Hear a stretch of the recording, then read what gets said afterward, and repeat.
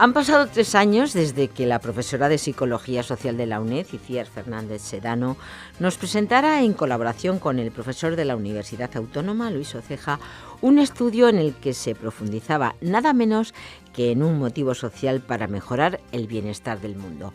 Un programa que, como toda la producción audiovisual que realizamos desde la UNED, os podéis descargar desde nuestro soporte multimedia canal.uned.es.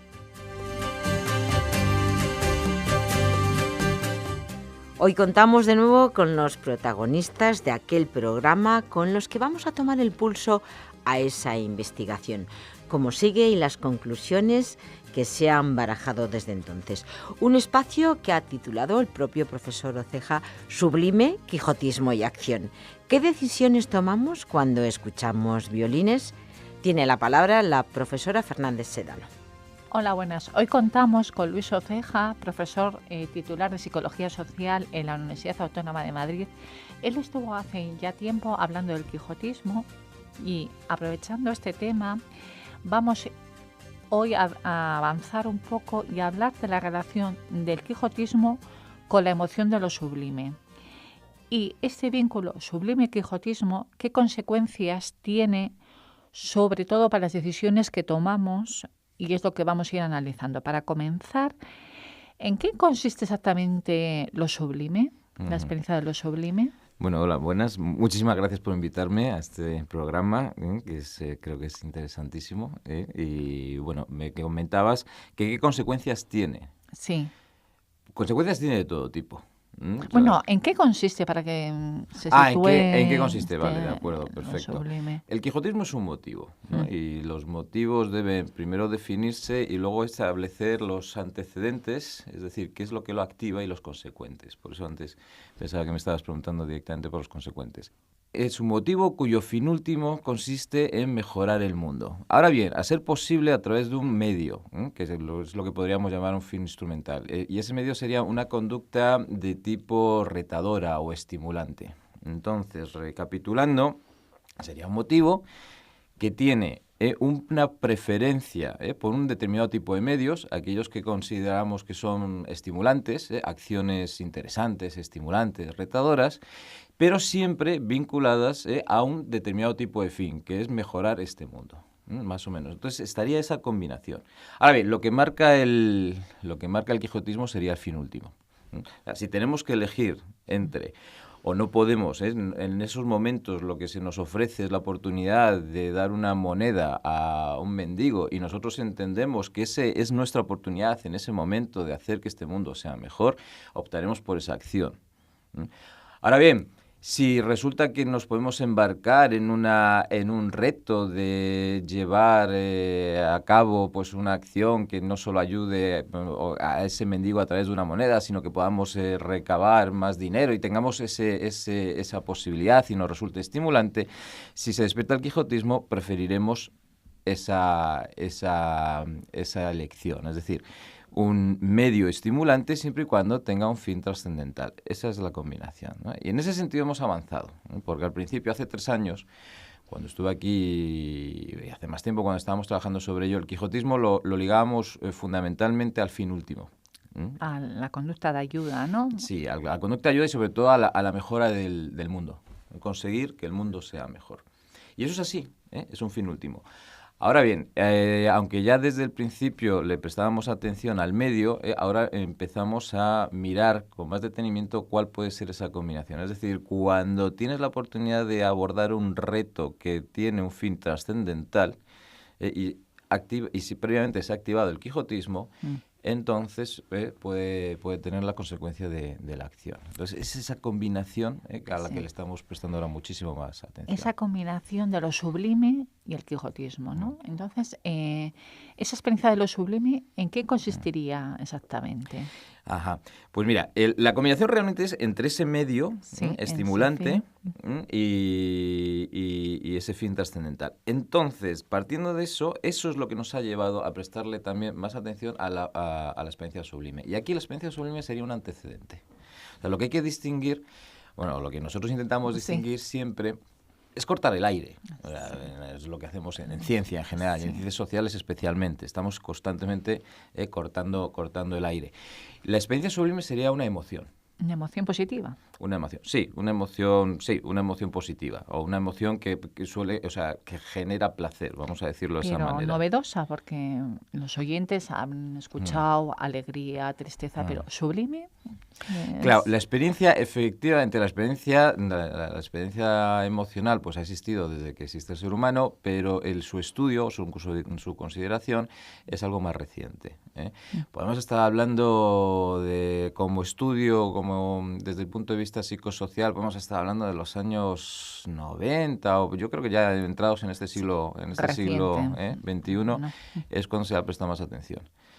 Entonces, si quieres que hablemos de la... Sí, sería que interesante. Nos centremos en la experiencia sublime. Estupendo. Pues mira, te comento. La experiencia sublime, aunque se está estudiando, sobre todo en este siglo, ya se hablaba de la diferencia entre lo sublime y lo bello. Edmund Burke. Burke es un filósofo contemporáneo y amigo, creo que sí, que era amigo de Kant, y estaba muy interesado en esa experiencia que consistía, él lo llamaba en una combinación de temor y reverencia, de asombro y expectación, ¿no? Y lo quería distinguir de lo bello. Lo que venía a plantear es que mientras que las cosas pequeñas, suaves que entendemos y que son bonitas, vaya por delante, porque hay muchas que son pequeñas, suaves y entendemos y no son bonitas, pero si además de eso son muy bonitas, eso suele crear o puede provocar una experiencia de belleza, una experiencia estética. Frente a eso, en muchas ocasiones nos podemos encontrar con estímulos, y cuando decimos estímulos estamos hablando de cosas, estamos hablando de naturaleza, estamos hablando de música, estamos hablando de una gran variedad.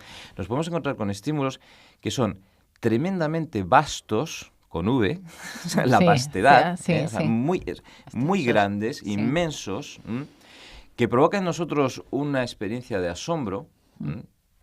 Y aquí ya habría dos vertientes. Tendríamos un asombro más ensimismado, más elevado, más trascendental. Por ejemplo, pensemos en una aurora boreal. Sí. El O. Y de hecho, en la investigación anglosajona, la experiencia sublime, nosotros lo estamos llamando experiencia sublime, pero allí utilizan tanto sublime como O. Además ellos lo pronuncian muy bien, porque es el O que podemos sentir. Bien, entonces, esa es una vertiente. Y la otra vertiente sería la del temor reverencial, de si es un asombro, pero en vez de una aurora boreal, pensemos en un tornado que se está acercando. Pues lo mismo, estamos asombrados, porque es algo vasto, es algo que no comprendemos, es algo que no controlamos, es algo que no sabemos muy bien por dónde va a ir. Nos fascina por el poder que conlleva o que implica. Y al mismo tiempo, en este caso, nos produce un cierto temor. Bien, pues pero ahí es muy importante. Burke hablaba de la experiencia sublime y hablaba de esas dos vertientes.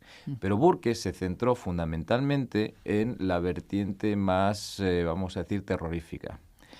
Estamos hablando del romanticismo, los inicios y más o menos del romanticismo, bueno, ya iniciado, esa época en la que empezamos a ser conscientes, o el ser humano, ya no, su referencia ya no es solo el ser humano, sino el más allá, y la naturaleza. Sí, la pintura romántica. Claro, la pintura romántica. De hecho, si eso luego te lo comento, pero mi interés por la experiencia sublime en conexión con el quijotismo empezó yendo a una exposición sobre pintura romántica, pues aquí en el Juan March, o Marc, como quieras pronunciarlo. Aquí tenemos el Museo de Romanticismo. Tienes aquí los cuadros de Turner, los cuadros de Friedrich, esos paisajes espectaculares.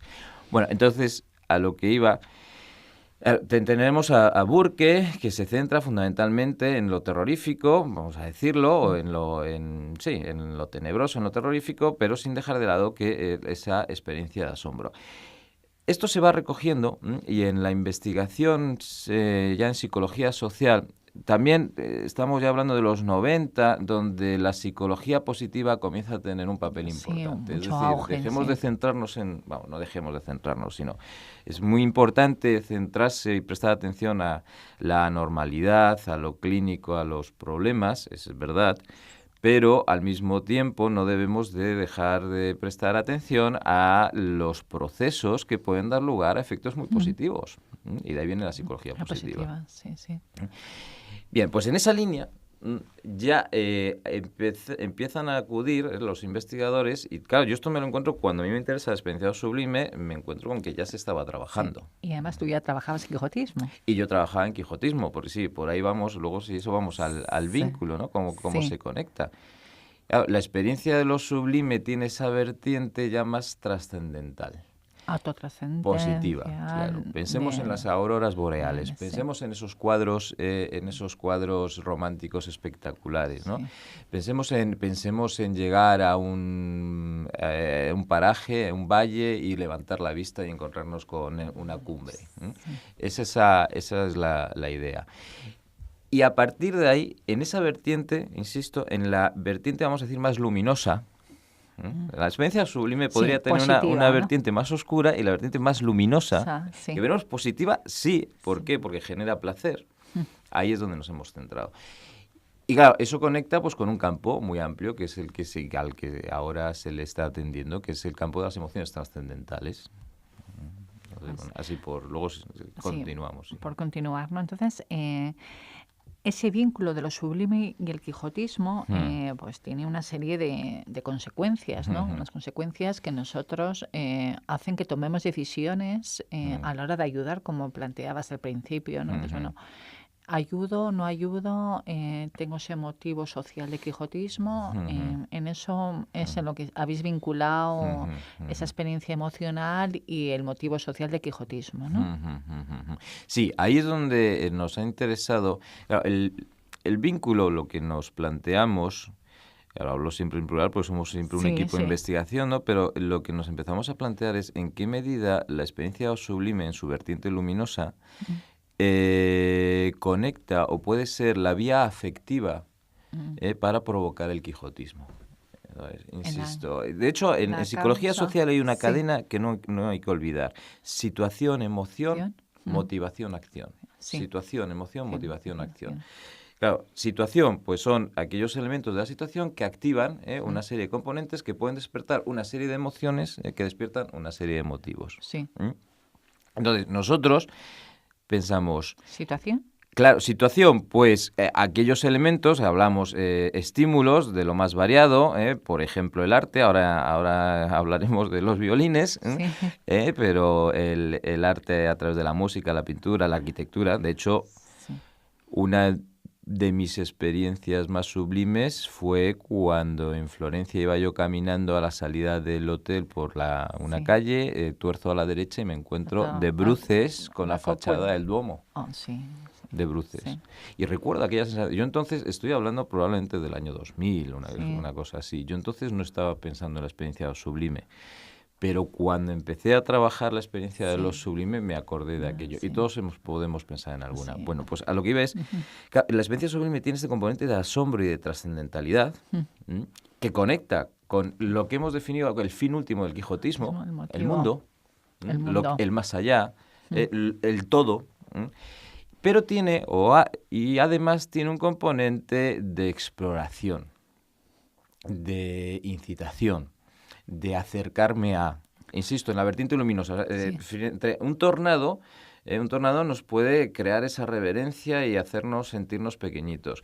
Pero una aurora boreal, de alguna manera, lo que nosotros estamos planteando es que lo que produce en nosotros es unas ganas de conectar, o mejor dicho, unas ganas de explorar, de saber, hay algo ahí que merece la pena asomarse. Sí. Es un motor. Claro.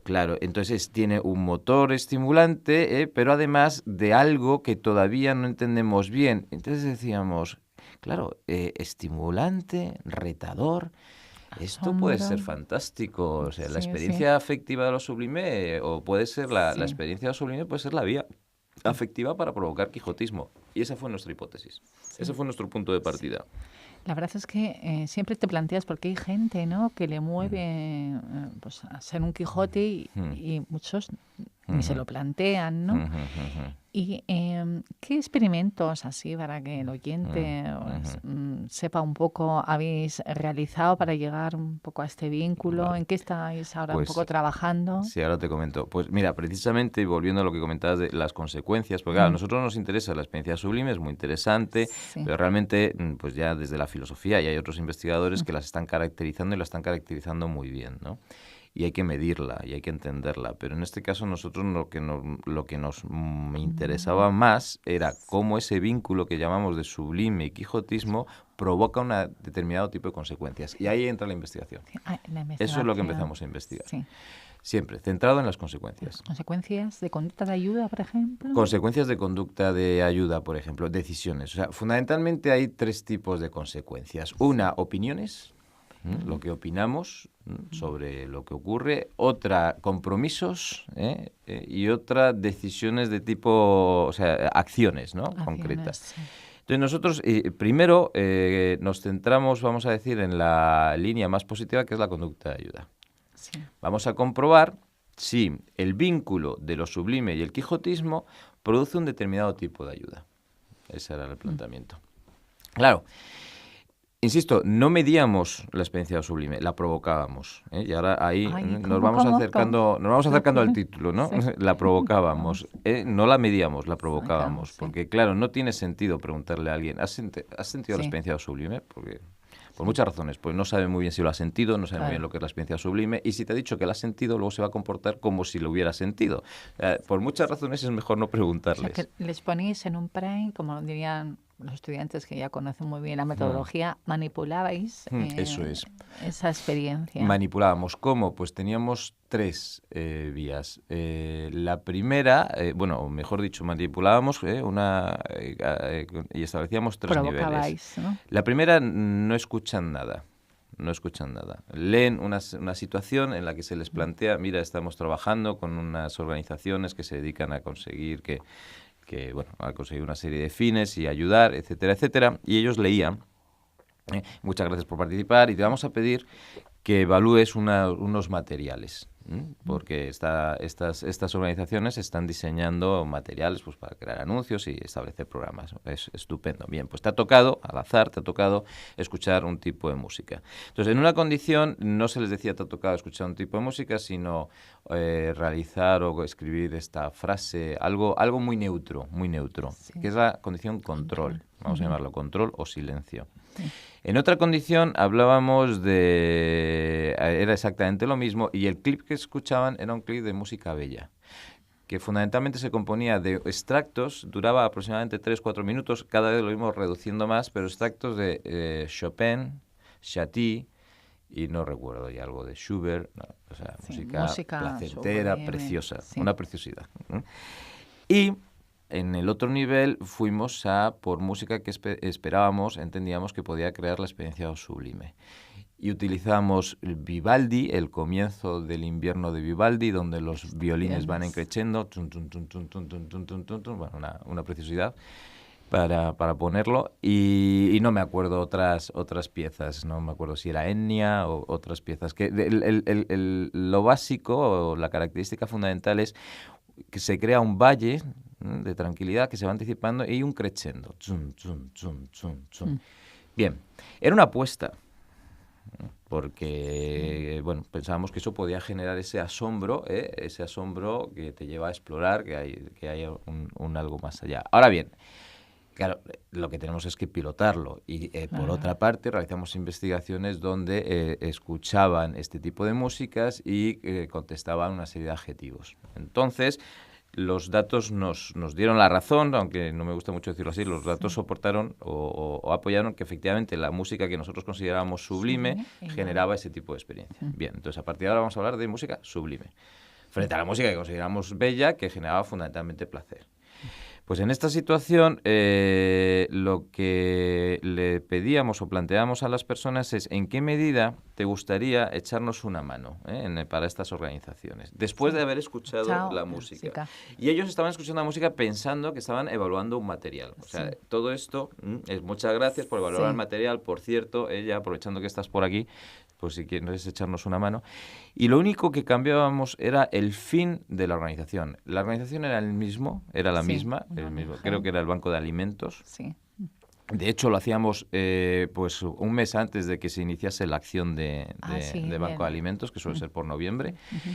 Y lo que cambiábamos era la definición del fin. En un caso decíamos, ¿nos quieres ayudar en la participación en el Banco de Alimentos para mejorar el hambre en el mundo o reducir el hambre en el mundo? Lo planteamos en términos más globales, general, ¿no? Trascendentales, y con la palabra mundo, frente a esta ayuda va destinada a mejorar las condiciones de los niños desfavorecidos de Madrid, en términos más locales. Concreto, sí. Locales, vamos a global y local. Lo que esperábamos era lo que llamamos un patrón 1 versus 3. Vamos a hablar de música bella y música sublime. Música bella y música sublime. Esperábamos más ayuda, o sea, comprometerse así, me apetece ayudar con un par de horas o lo que sea. Esperábamos más ayuda cuando habían escuchado la música sublime. En el mundo, ¿no? Y la ayuda, efectivamente, se planteaba en términos globales. Ya está, ahí. Sí. Porque si escuchaban la música sublime y la ayuda se planteaba en términos locales, no esperábamos tanta subida, tanto incremento. Porque, bueno, era una ayuda local. El quijotismo tiene otro fin. Eso es. Y mientras que en la música bella esperábamos que no se provocasen tantas diferencias, y en ese sentido esperábamos que en una de las condiciones más que en las otras tres. Bien, los datos lo apoyaron.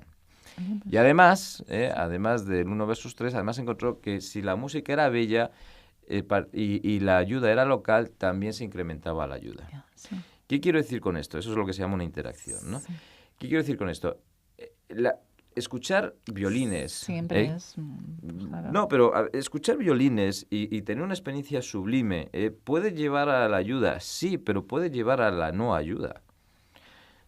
Porque si tú escuchas violines y te sientes sublime y eso, o te sientes la experiencia de lo sublime y eso te lleva a tener el quijotismo a flor de piel, y la ayuda que te plantean no te parece lo suficientemente o bien retadora y sobre todo global, vamos a decir, puedes desanimar o puedes no prestarle ninguna atención.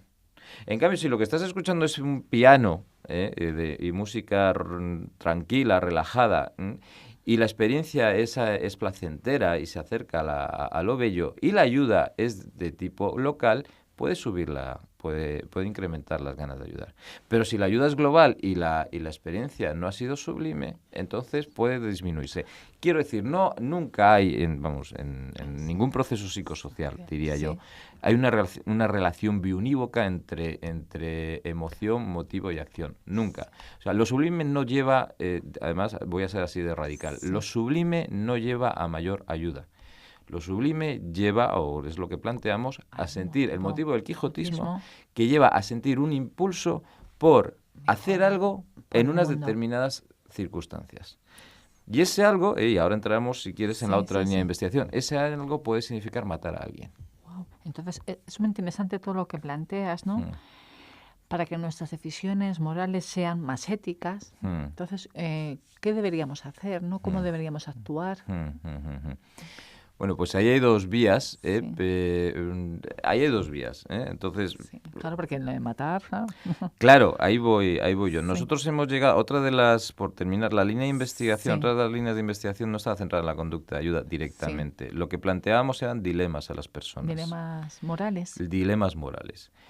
La idea, hay dilemas, hay un dilema ya clásico, en qué medida empujarías a una persona para detener un tren que puede matar a otros 4, o en qué medida darías a un botón para desviar el tren y que en vez de matar a 10 mate a 3, ese tipo de dilemas. Y nosotros utilizamos el dilema de la glándula, donde la idea es, tú te encuentras en la situación de que puedes tener que realizar una operación, que significa extraer una sustancia que puede ser el antídoto para una enfermedad. Una pandemia. El problema es que extraer esa sustancia de esa glándula implica matar a la persona. La Ahí está el dilema. Y ahí está el dilema, ¿no? Mm. Ahora bien, ¿para qué? ¿No? Por supuesto, si le planteamos este dilema, esto no es un dilema si lo planteamos así en frío. El asunto es si el antídoto genera o previene los efectos de una pandemia que afecta a una serie de personas, de personas, hombres y mujeres, y eso es lo que planteábamos. Afecta a hombres y mujeres, y en otro caso, y fíjate lo sutil, afecta al mundo. Claro. Afectaba al mundo. Entonces ahí teníamos dos condiciones. Afecta a hombres y mujeres, un Sí. número, Sí. versus afecta al mundo. Sí, como antes, ¿no? En su globalidad, En su efectivamente. globalidad local. Claro, aquí más global, local, siempre en términos sí. relativos, porque Sí. personas pueden ser muchas, pero Sí. mundo, personas. Sí. Y ahí ya trabajábamos, jugábamos con música bella, música sublime y silencio. Nuestra apuesta, que en términos más técnicos hay que decir, nuestra hipótesis, Sí. era que si escuchaban violines, es decir, se generaba la experiencia de lo sublime, podía despertar, es nuestro planteamiento, el quijotismo, y entonces ya tenemos un motivo cuyo fin último es mejorar el mundo. No. Bien, en esa situación esperamos más sacrificio. Las personas estarían más dispuestas a realizar la operación. Sí. La decisión está también planteada en términos muy finos o muy sutiles. No era sencillamente, oye, ¿matas a esta persona? No, no es así, ¿no? O le arrancas, ¿no? ¿Le arrancas la sustancia de la glándula? No, porque entonces también estás generando una serie de efectos. La idea era, pues puede ser el doctor, tienes que tomar esta decisión, en qué medida estás seguro, y poco a poco ellos iban mostrando su nivel de seguridad por la decisión. Pero, toma de decisiones. Claro, ¿no? una toma de decisiones de, sí o no, sí, pero ¿hasta qué punto estás seguro? ¿Qué porcentaje de éxito esperas o necesitas para realizar la operación? Bueno, el asunto es que después de analizar los datos, encontramos que efectivamente experiencia sublime frente a otro tipo de experiencias o no experiencias afectivas provocaba un mayor sacrificio siempre y cuando, muy importante, siempre y cuando el sacrificio implicaba mejorar o salvar el mundo. No. Si implicaba salvar personas no encontrábamos diferencias, ninguna. Pues hay vínculo, ¿eh? Claro, y luego ya y le dimos una última vuelta de tuerca en otro dilema que implica, en lugar de operar a una persona, tú eres pues un mandatario que puedes tomar la decisión de desviar un avión. Hay un misil que va dirigido contra, vamos a decir, el planeta, o va dirigido contra una isla. Entonces, en un caso se va a destrozar el planeta y en la otra, pues de nuevo, personas. Local, sí. Y para detener ese misil, la única opción es dirigir a un avión que está pasando por ahí para entorpecer el paso. Bien, ese avión está pilotado, o sea, matas a un piloto. Sí. Ese es el dilema. Introdujimos de nuevo mundo versus personas y una segunda diferencia, por terminar de conectar con el tema. Supongamos que tú solo tienes que ir a una silla, sentarte y darle al botón. Entonces es una acción, vamos a decir, normal. Frente a, para tomar esta decisión, tienes que ir a un país, tienes que realizar un viaje que puede implicar o implica una cierta aventura y allí llegar a un determinado lugar y tomar esa decisión. Entonces teníamos que la acción es más retadora y menos retadora. Pues aquí ya nuestra hipótesis era mucho más arriesgada, si quieres. Esperábamos mayor sacrificio siempre y cuando estuvieran o hubieran escuchado violines, que es experiencia de lo sublime, la acción fuese de tipo aventurero, retadora, ¿no? Retadora, y la consecuencia última fuese salvar el mundo. 3 condiciones. O sea que ya se va complicando. Claro. 2, ¿verdad? 3. Sí. Un patrón de 1 versus todas las otras posibles combinaciones, que son 7. 2 por 2 por 2, 8. Todas las otras que son 7. Lo encontramos. O sea, frente a las otras 7... O sea que el reto también... El reto algo está haciendo. Entiendo. Y por eso nos estamos animando a seguir en esa línea de lo sublime, en vínculo con el quijotismo, que puede dar lugar a consecuencias morales. Claro, y aquí ya conecto con conectamos con la decisión moral. Claro. Es moral, es inmoral, es ético, estás matando a una persona y ahí ya depende de la perspectiva, ¿no? Deontológicamente nunca se debe matar a nadie, pero si hablamos de una ética más finalista, pues en qué circunstancias, y ahí ya el utilitarismo. ¿Qué podemos hacer entonces? Decía recomendaciones. Sí. para que las personas den lugar o tomen decisiones de tipo más moral. Bueno, primero, si tenemos claro cuál es la decisión moral, ¿no? Porque eso es importante. Sí, que hay veces... en ocasiones no está tan claro, pero supongamos, no nos vamos a complicar la vida. Decisiones morales del tipo no robar dinero y perjudicar a una serie de personas. ¿Qué podemos hacer? Pues no hay píldoras, claro. Nunca las ha habido y nunca las habrá. Lo que sí hay es unas pautas de donde podemos límites, ¿no? prestar atención, ¿no? Entonces aquí, primera pauta, nos podemos fijar en la persona y nos podemos fijar en la situación. Dos pautas, persona y situación. Y de hecho lo importante es la combinación. O sea, no una determinada persona, sino una persona concreta en una determinada situación. Bien. Por el lado de la situación, ¿qué podemos hacer? Pues fundamentalmente que la situación facilite las siguientes decisiones. Primero, que quede claro que hay una emergencia moral.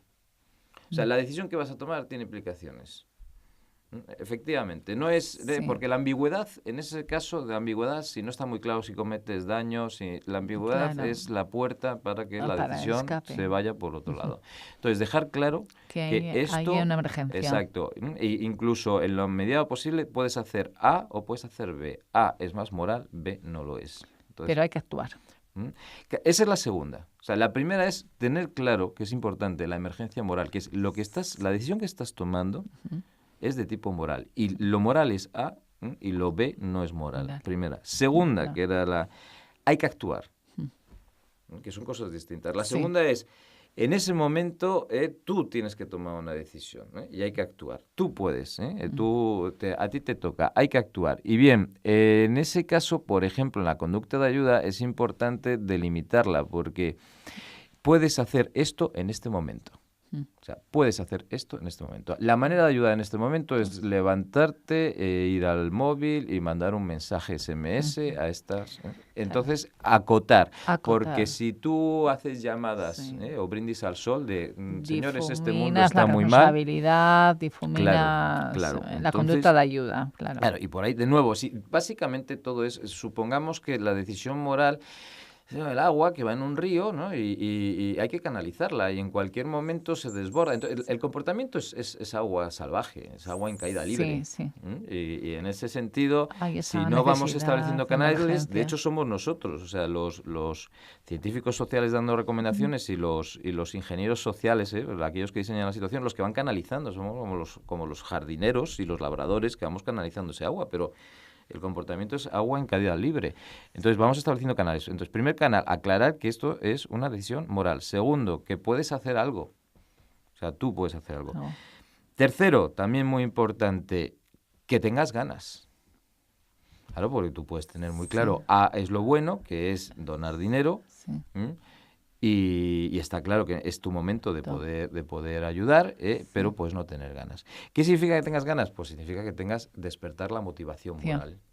Y despertar la motivación, por aquí vamos. Despertar la motivación, vamos por crear un determinado estado afectivo. De nuevo, no es lo mismo estar escuchando violines que estar escuchando nada, que estar escuchando música, no sé, la heavy, que es fantástica, ¿no? Pero a lo mejor no es lo mismo en ese momento por la experiencia afectiva que esté provocando. Y, es decir, experiencia afectiva y a ser posible que la situación también en esos momentos haga salir un determinado tipo de valores. Por ejemplo, si el valor de la justicia está activo, pues entonces es la unión, aunque es reducirlo mucho, pero es la unión entre mente y cuerpo, mente y afecto. Si conseguimos que lo intelectual o la vida intelectual, la razón y la emoción, si la razón está activo, la idea de lo moral, y en la emoción va en una línea que permite motivaciones que vamos a llamar, aunque a mí no me gusta en absoluto. El quijotismo no es ni moral ni inmoral. El altruismo no es moral ni inmoral. Y el egoísmo no es moral ni inmoral. Lo moral o lo inmoral son las consecuencias. El egoísmo nos puede llevar a realizar acciones espectacularmente morales. Morales, mientras que el quijotismo nos puede llevar a tomar acciones que pueden ser inmorales. Entonces, maniqueísmo de lo bueno y lo malo hay muchas veces que hay que delimitarlo. Y que claro, son etiquetas que ponemos al comportamiento. O sea, los motivos son lo que son energía con dirección. Y el altruismo muchas veces es egoísta. Y el altruismo no es que sea egoísta, el altruismo es una energía, que Sí. es un motivo cuyo fin último es mejorar el bienestar de una persona. Claro. A veces Entonces, el no tuyo. es egoísta, no necesariamente, no, es altruismo, tú quieres mejorar el bienestar de esa persona. Lo que pasa es que el mejorar el bienestar de esa persona puede implicar consecuencias inmorales. Y luego también, efectivamente, hay que, en la medida posible, la situación tiene que ser lo más clara. Y el último paso que Sí. decíamos es facilitar la decisión moral. Y tiene Sí. relación con lo que estamos diciendo ahora. Si una persona en esos momentos tiene y es normal, ¿no?, que tenga tanto en la cabeza como en como decías, en la razón como en la emoción, otro tipo de motivos compitiendo, es decir, muy bien, puedo ayudar a estos, pero ¿qué pasa con esta persona en concreto? Y ayudar a este implica no ayudar a aquel. ¿Y qué pasa si yo ayudo, entonces, cuáles son los costos y cuáles son los beneficios? Cuando entra una miríada, un gran conjunto de motivos, cuando hay competición de motivos, Muchas de nuevo, decisiones. no hay canal, el agua se desborda. Claro. Entonces, ¿qué podemos hacer? Fundamentalmente, aclarar, que la situación sea lo más clara posible. Que facilitar. Recapitulando, que esté claro. Toca, hay una emergencia moral, toca. ¿Qué es lo que se puede hacer? Aclarar cuál es el tipo de decisión. Generar ganas, por el lado Sí. tanto afectivo como intelectual, o de razón y emoción. Y reducir en la medida de lo posible otro tipo de motivos, otro tipo de fuerzas. Entonces, esa es la situación. Bien, y con respecto a la persona, que sería la otra vía, o sea, si hemos hablado de cómo la vía de la situación nos puede ayudar, o tener en cuenta la situación nos puede ayudar a establecer canales, si tomamos como referencia la vía de la persona, pues tenemos que hablar fundamentalmente de educación. Es la gran respuesta. Sí. Ahora Hay bien, que ¿qué educar. significa gran respuesta? Se pueden crear hábitos. Es decir, puede ser un hábito el comportarse de una manera ética o virtuosa, y se puede. Y hay personas, en ese sentido, que por la educación que han recibido, las experiencias vitales que han tenido, tienen unos ciertos hábitos más virtuosos que otros, y lo hay. Entonces eso se puede cultivar, y no es lo mismo, y ahora también podemos entrar, que leas un determinado tipo de material o veas un determinado tipo de escenas a otro tipo. Entonces, crear hábitos. Sí, hay que cultivarlos. Claro, y aunque suene un poquito anecdótico, no es el ser moral no es lavarse los dientes, pero sí implica una serie de conductas que pueden estar o pueden ser más virtuosas. Esa es una. Otro, fomentar el autocontrol. O sea, enseñar, el autocontrol implica un proceso de maduración. Los niños de 5 años tienen menos autocontrol, está claro, que los que tienen 12, que a su vez tienen menos que los que tienen 21, ¿no? Pero hay un proceso de maduración y hay diferencias entre niños y niñas, hay muchas diferencias. Pero ese proceso de maduración se puede evitar o mejor dicho, se puede facilitar o inhibir si va acompañado de un determinado tipo de educación. Enseñar a las personas a autocontrolarse. Es decir, hay una serie de principios, hay unas consecuencias a corto, a largo plazo, costos a corto plazo pueden derivar en beneficios a largo, etcétera, etcétera. El autocontrol. También muy importante la internalización. Establecer en las personas la idea de que están haciendo o que se están comportando de manera moral porque ellos quieren. No tanto que también porque van a rendir beneficio, pero eso está muy bien. Pero si nosotros enseñamos a los niños desde el primer momento, les recompensamos, y eso es fantástico, hay que recompensar a los niños que se comportan bien. A los niños y a las niñas cuando se comportan bien hay que recompensarles. Sí. Pero que hay que tener y ser muy cuidadoso para que los niños no se comporten bien por el refuerzo, sino que terminen comportándose bien con independencia del refuerzo. Sí. Entonces, y creando situaciones, ¿no? Claro, eso es lo que se llama el aprendizaje intrínseco. Que ya llegue, que le pillen el gusto, y es que aquí podríamos, esto es una ventana nos daría para varios programas, ¿no? Sí. Pero que le pillen el gusto a comportarse de manera moral. También enseñarles a ver la realidad. La educación va en la línea del juicio también. Es decir, no es lo mismo interpretar la situación de una manera que interpretarla de otra. No es lo mismo ser consciente de que puede tener una serie de efectos para otras personas que no serlo. Y podemos educar, podemos enseñar al juicio. Y en ese enseñar al juicio, fundamentalmente, dar amplitud de miras. Las novelas, las series, las películas que vemos, algunas tienen moraleja y otras no, algunas tienen una moraleja más clara y otras no, pero nos permiten acceder a otros mundos. Viajar. Sí. Muy recomendable. Claro, ser consciente de que existen otras perspectivas, otras sensibilidades. Eso también nos da amplitud de miras. Y muy importante, hacerles conscientes a los niños, estoy pensando siempre en los niños y en las niñas, porque hablo de educación, pero bueno, adolescentes, jóvenes y también adultos, que existen otros. Que existen otros. No otros como fuente de influencia, que también, sino otros como consecuencias. Hay otros siempre. Prácticamente detrás de cada decisión que tú tomes, hay otros que van a sufrir consecuencias o las van a disfrutar. Entonces, la existencia de los otros, de las otros como personas, o de otros mundos, o de otras maneras de entender la vida, dar esa amplitud es muy importante. Y esa sería la vía de la... Es que casi hay una relación simbiótica, o sea, así...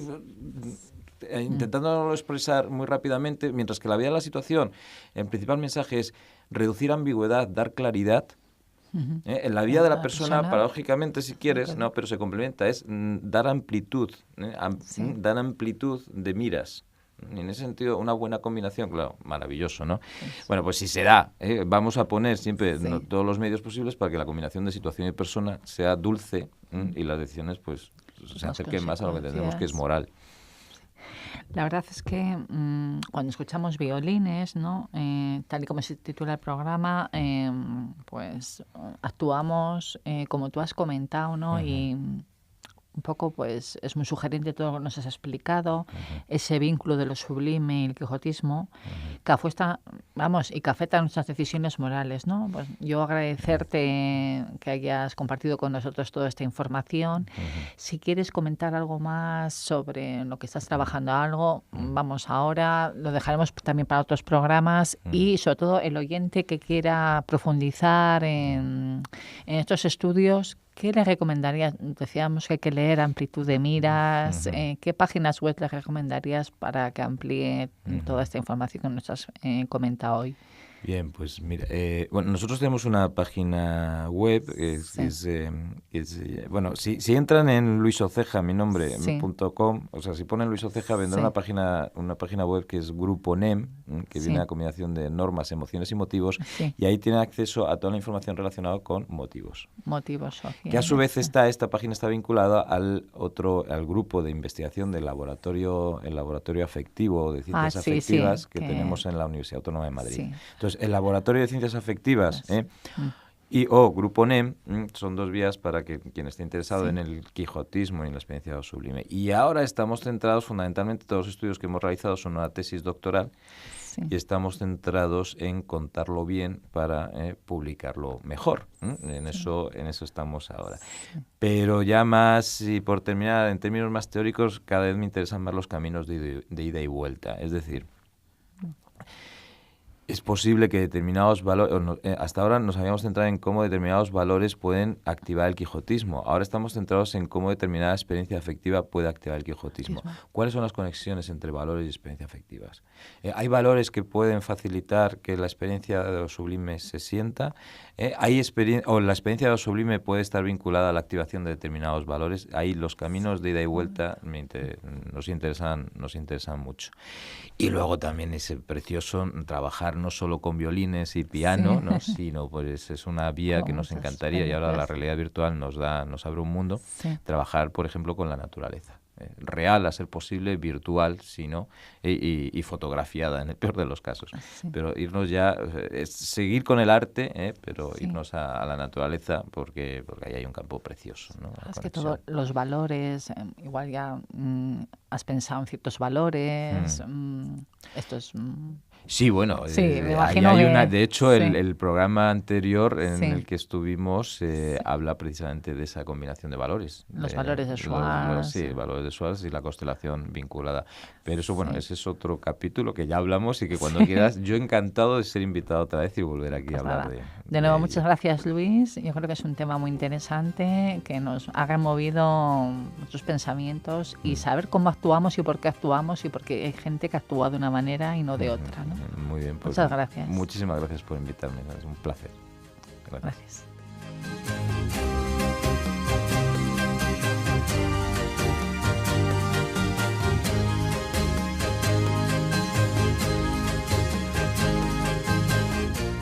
NEM es un grupo de investigación del Departamento de Psicología Social de la Universidad Autónoma de Madrid que desde hace algunos años desarrolla su labor en 3 campos, el de las normas, las emociones y los motivos sociales.